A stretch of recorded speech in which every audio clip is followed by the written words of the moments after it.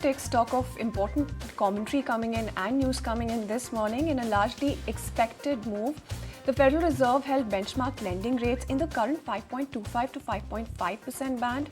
However, the central bank revised its outlook for rate cuts to just one in 2024 from the previous one, which was three as early as March. And when you take a look at central bank policymakers, they also noted that there has been modest further progress toward its 2% inflation objective.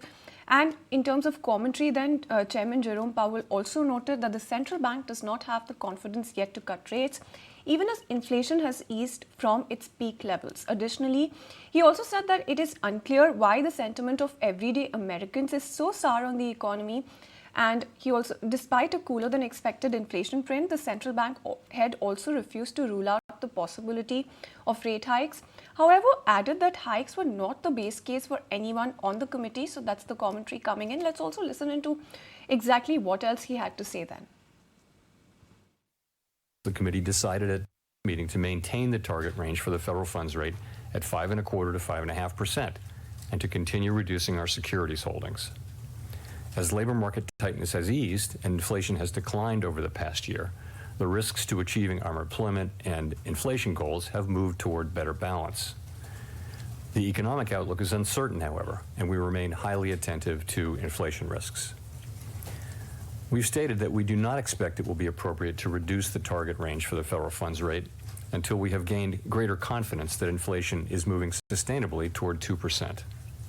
So far this year, the data have not given us that greater confidence. If the economy evolves as expected, the median participant projects that the appropriate level of the federal funds rate will be 5.1% at the end of this year, 4.1% at the end of 2025, and 3.1% at the end of 2026.